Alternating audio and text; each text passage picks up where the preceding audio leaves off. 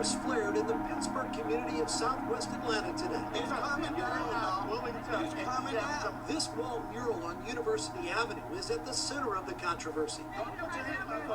A non-profit group called Living Walls had a French artist create the mural, but some community members didn't like it and then painted over a portion of it. For when folks in this community see a big snake, the interpretation is that they see a serpent, and that serpent represents Satan.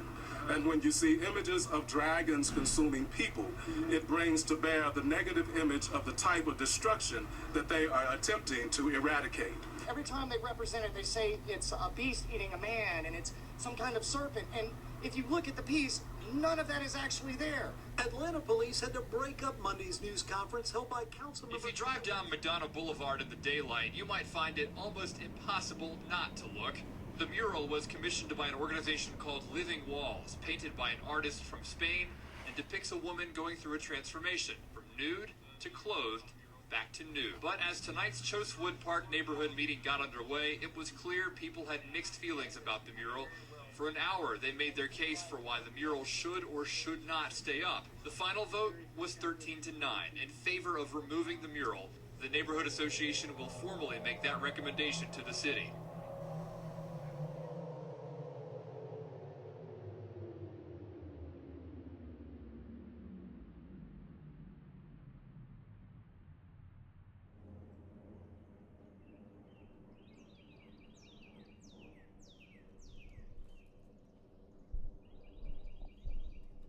Between when the hero mural went up and when it was taken down, we had a couple little like neighborhood meetings of people who liked it to just like hang out at the space and talk to each other, and you got to see mothers bring their children and the children really enjoy it. And you also got like this like old Buick pulled up and the back window like rolls down and this woman just screamed like, "She's a harlot, she's an abomination."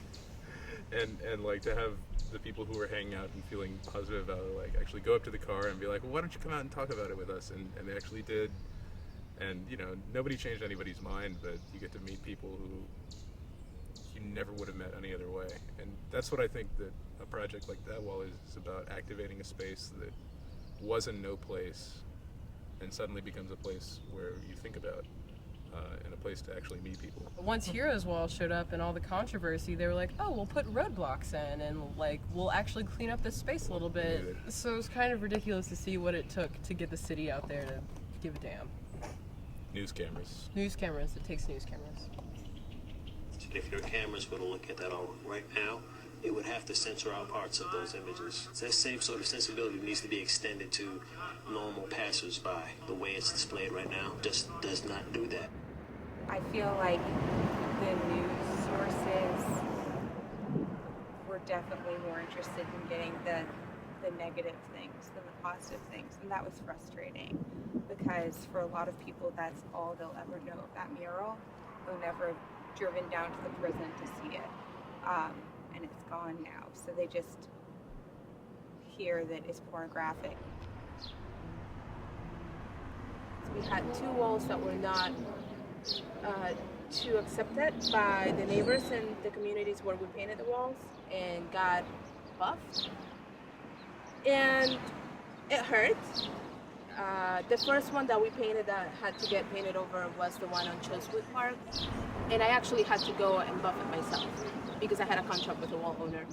And that was the first time that I felt like I was censoring myself, and it was the first time that I understood that public art, it is indeed extremely political, and not just political in the sense that you want to go ahead and have a voice and show the world that you can do this, but it's also very political in the sense that there are city officials, there are community associations, and everyone can have an opinion on what you do in the public space.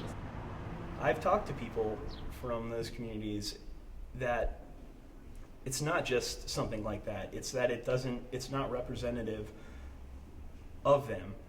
And it doesn't have to be a negative thing. They could feel the mural is beautiful and very positive, but it's not representative of them. And you're never gonna make everyone in a community happy. Every artist should know that hits the streets or does graffiti or street art, shit's not gonna live forever, you know? It's temporary.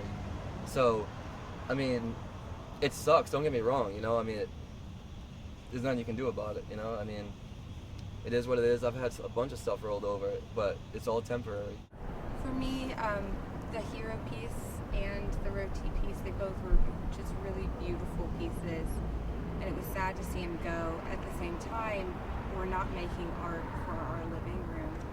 We're making art for the streets, for the community, and you just have to have a certain amount of acceptance that it's not a permanent thing. It was definitely sad to see both of them go so soon, but the dialogue that was created, in my mind, makes up for a large bit of it. You know, that people are talking more about street art in those communities than in communities where it was just, we put up a piece and it was totally accepted and done. Living Walls is bringing a dialogue and is making people realize that it is not that easy to produce public art in the city, that there are many different opinions to what is considered good public art and what's not. It's just the fact that Living Walls is making people stop, pause, and look at their surroundings. It's a good thing. We need to keep taking risks like this because we've struck a chord. We've made somebody feel something. Whether that be good or bad, we made people get out and talk to their neighbors, we made people get out and come and talk to us. And that's something that I didn't think we had before. So I think in the long run, no matter how we feel about it today, we're going to look back and it's going to be a positive experience for us.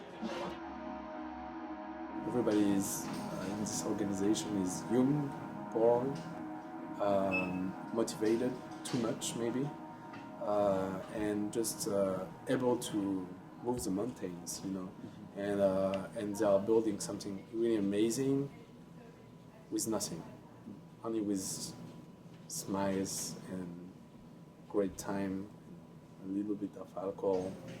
I guess Living Walls is really, really naive, beautifully naive, and fresh, young. I don't know, it's beautiful. Something historic is happening here, really. Look, I'm here, I'm back here, I paid for my ticket, I pay for my paint, I pay for everything, I paint for free, and I'm just happy to be here, just because I'm looking for that all around the world, but I found it here.